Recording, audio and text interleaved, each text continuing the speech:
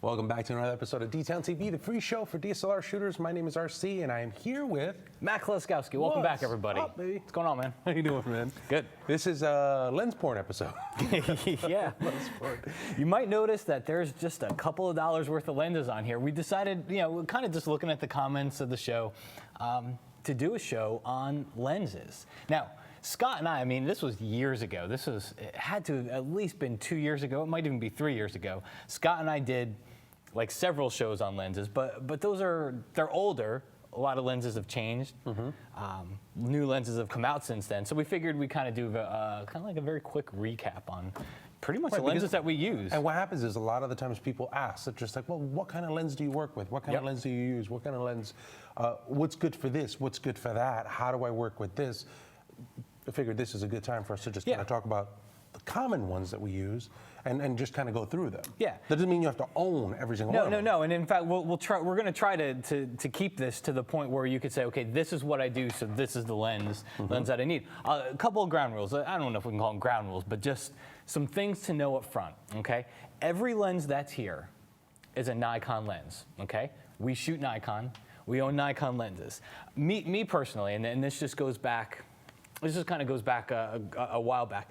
I've always kind of been in the habit of, I buy what my friends buy, okay? I use what my friends use, and that way I always kind of have this like almost support network of, I always know that I can share and I can work back and forth with them, and I also take recommendations from friends. So my friends happen to shoot Nikon lenses, which is why I think RC and I have both developed kind of a repertoire of Nikon lenses here. That's not to say Sigma, Tamron, Tokina, that's not to say any of the other brands, and there's also Canon equivalents to all these. That's not to say there's anything wrong with any of the other brands. In fact, I think the other brand lenses are just fine.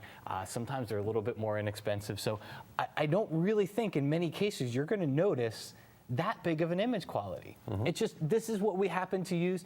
If the Sigma's more affordable for you, get the Sigma. I don't think you're going to have any problems with it. I've never heard, they wouldn't be in business if they didn't make great lenses. And that's one of those things where it's just like, well, what do you think of the Sigma and the little tiny, the aberration that's happening at this one point? I'm like, if you're the guy that notices that aberration, then you probably want to buy these lenses. If you're looking at just the picture, just buy the one that you can afford at that point in time. The other thing that I think is important to keep in mind is I personally do not own, I own like I own 2 of this entire fleet of lenses. So when in doubt, I rent. I'm almost always going to rent. And we'll talk about that a little bit later, but it's just in the interest of full disclosure, I don't want people to leave here and going, oh my God, this is how they roll. This is not how we roll. Not at all. Luckily we happen to work at a place where we have access to use all these different lenses. But by all means, we're going to try to make this to the point where if you're into landscapes, we'll show you what lenses you need for landscapes. In fact, let's start there. Landscapes. Your go-to lens. Yeah, so landscapes. I pretty much have 3 in the bag for landscape shooting most of the time. You're going to have your 14 to 24. Okay, so this is wide angle. And we're also mostly talking full frame, but at this point, I think most of the lenses are pretty interchangeable between full frame and not full frame cameras. I mean, I don't really know that, a 70 to 200, which you could use on a full frame or not full frame, it's not really going to change other than that crop factor. So crop factor. Now, explain real quick before we do the crop factor thing. You want to take everything and probably multiply by like 1.5. 1.5. 1.5. So if this is a 24, that means that 1.5, so half of 24 would be 12. So 24 would actually be 36. And then 70 would be, half of that would be 35, so it'd be 105. Yeah. So 36 to 105. So when you're using this on a DX lens, D300, if you're using this on a crop factor, this would be a 36 to 105, not necessarily a 24 to 70. Or 14 to 24. Yeah. All right, so back to landscape. So I got the 14 and 24 at the very, very wide end of the range.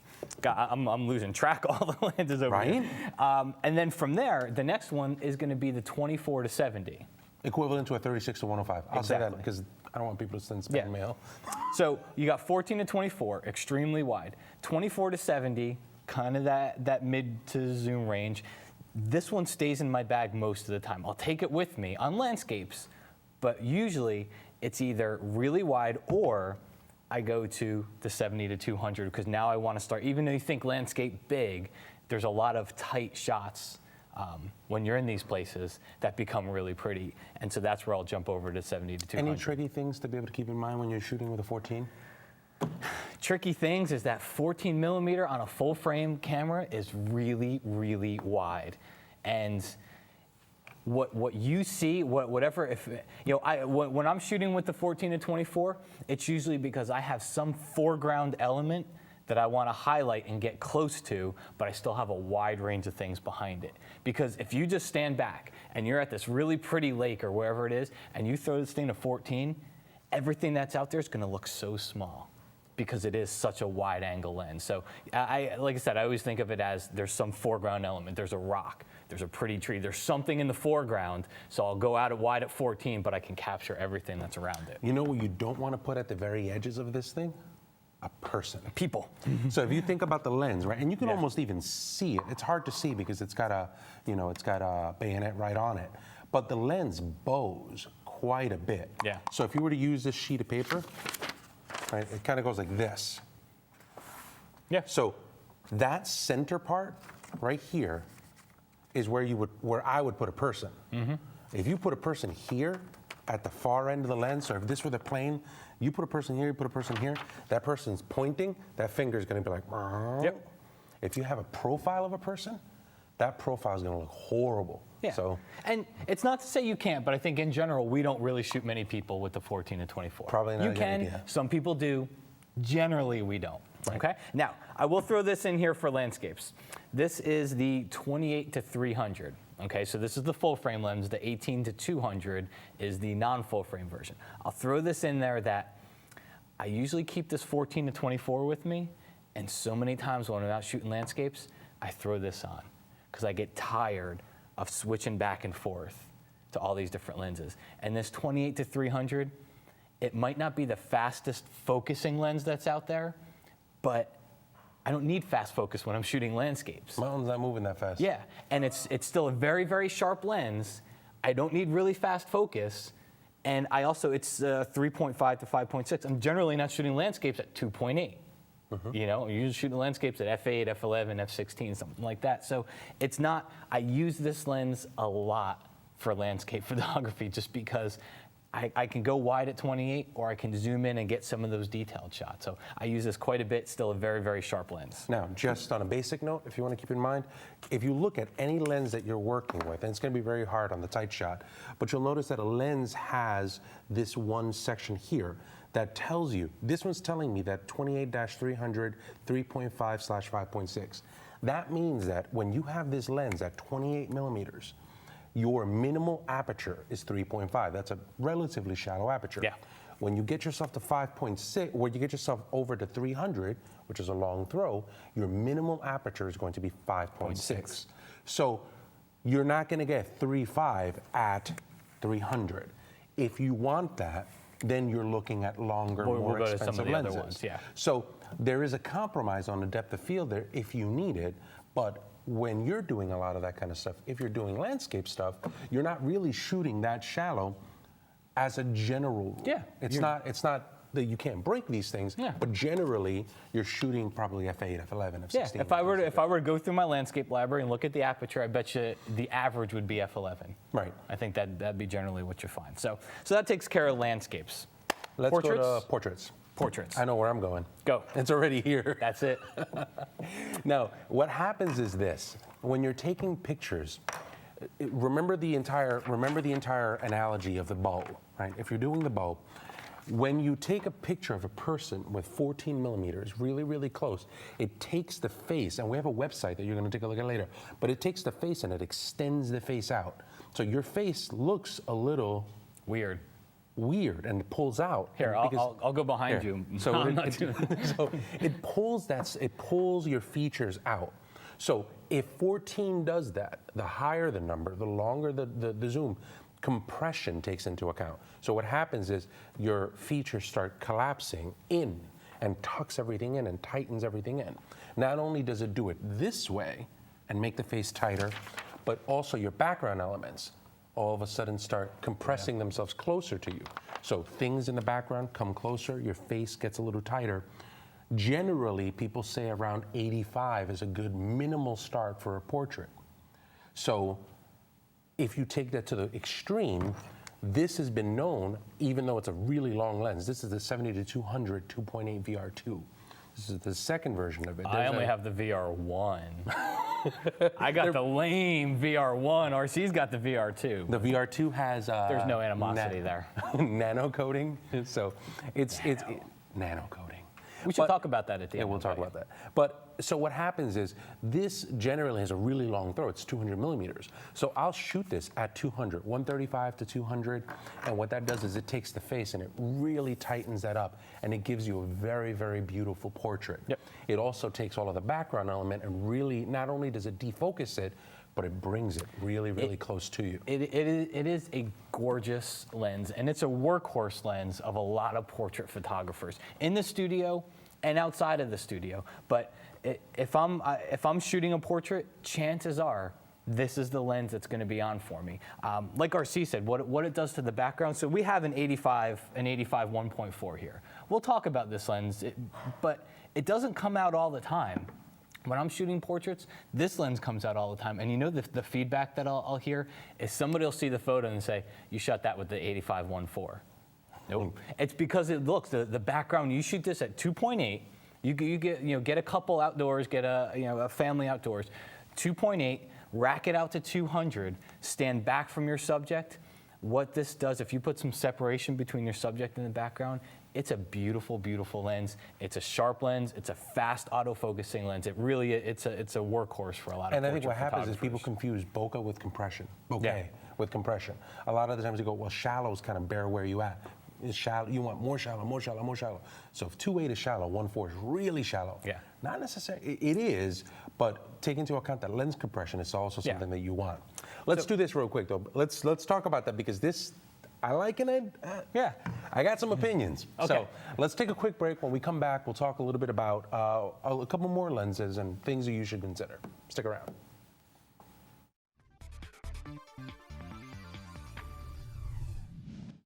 I am Joel Grimes. I'm a commercial advertising photographer. I've been doing this for over 35 years. I'm here at Kelby Trading to teach you guys how I do my composites. I start in the studio, we take a subject, put her on a white sweep, shoot with my 3-edge gritty little lighting techniques. Then we go in the field, we shoot some HDR backgrounds, and putting it all together in Photoshop and making it one amazing killer image. If you're interested in this kind of compositing, come check out my classes. My name is Douglas Saunders. I'm a commercial advertising photographer. I may be Washington, D.C. based, but I take my assignments all over the world. We have a product, it's an iPad case, and I'll be showing you how to put together an entire ad shoot from pre-production to actual photo shoot to my post-production retouching process. You're going to learn about coming up with a creative concept, dealing with your clients, lighting on location, actually handling a photo shoot day with the multiple members of your crew and client on set, the retouching process. What do retouchers look for when you're delivering all the content they need to composite an image together in the end? You're going to see everything. Everything's going to be thrown up in the air and we're going to put it all together piece by piece. If you're at all familiar with the type of work I do, come over to kelbytrain.com, check out my video and see how I put an entire shoot together.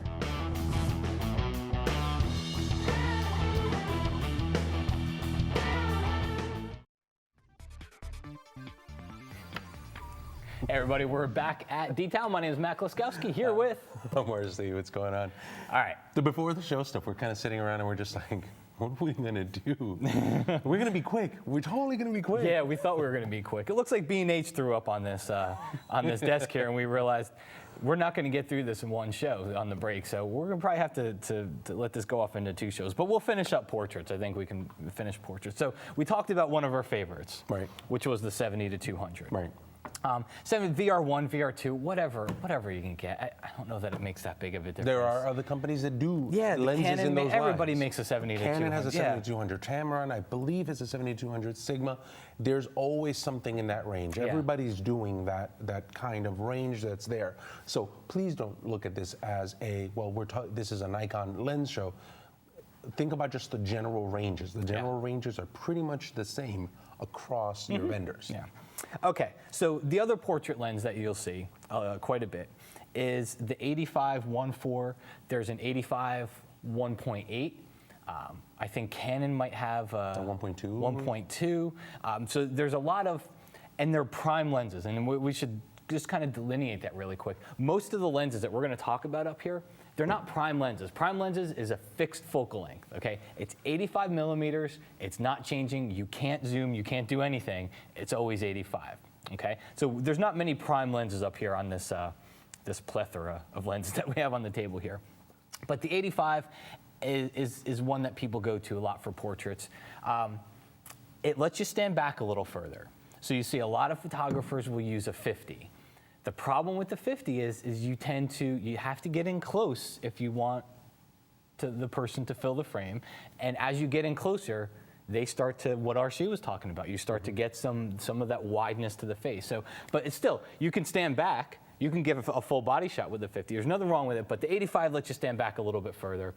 The 1.4, so you either love it or you hate it. It's one of those things. It does beautiful things. It's not something you're going to really use in the studio a lot. Generally, you're not going to find it in the studio.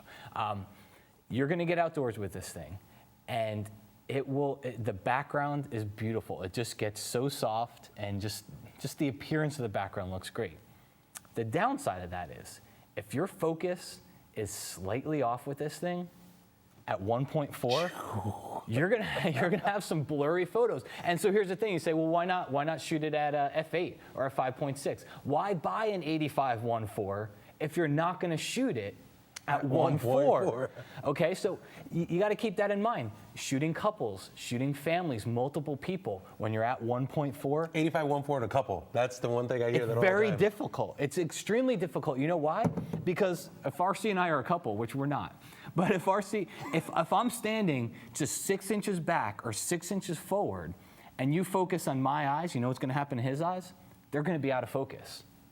Okay, and you don't want to have to explain those things to your subjects as you're standing there. It's like, hey, don't dip. Can you get on? Yeah, can you get on the same plane so that this isn't out of focus? So, it is a great portrait lens.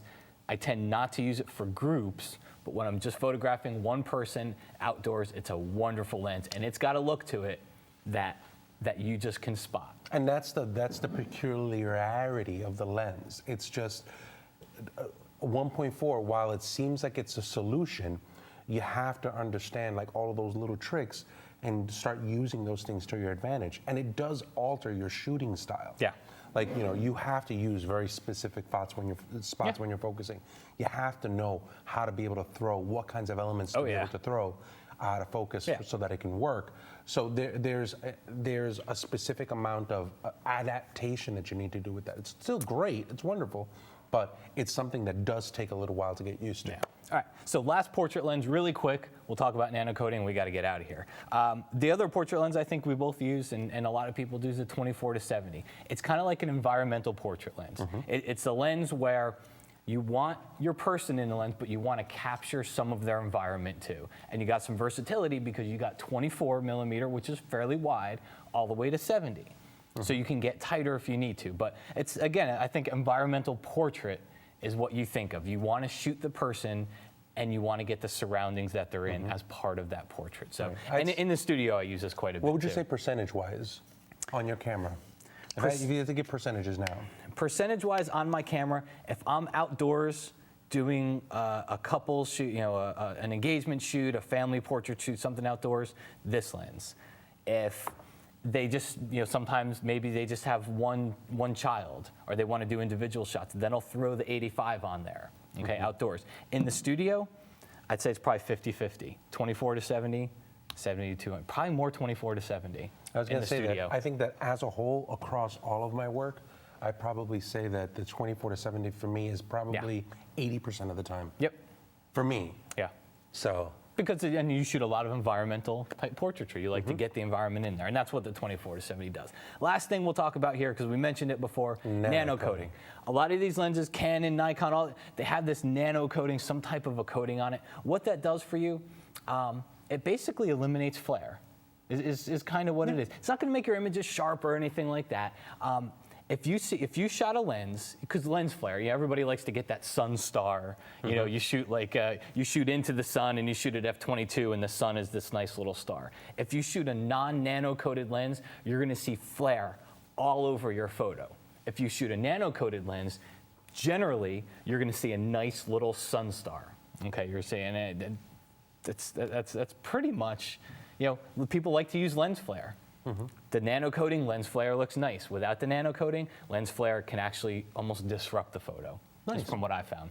Now, a couple things to keep in mind, right? So we'll talk about this in the other show too, but again, we mentioned the entire, we don't own most of this stuff. A lot of the places that I go to for this, Lens Pro to go. Yeah. Whenever I have anything, this is what I own. I own the 24-70, I own a 70-200, I own a 50, and that's it. And he borrows my 85-14. And I borrow your 85-14. So it's just like, Matt, so I'm Lens Pro to go for. Yeah, for 85, that's it. Other than that, if I need something, 200 f2, if I need a 400, I'm gonna go to lensprotogo.com. Go to lensprotogo.com, take a look at all of the stuff that they have there. They have a great selection of lenses. They have great rates to do this. When you buy that, you buy the shipping, you buy the return. The box, it's nice. They bring you, they send it to you in a of. Pelican case. So when I need big glass, that's what I do. I just don't tell people.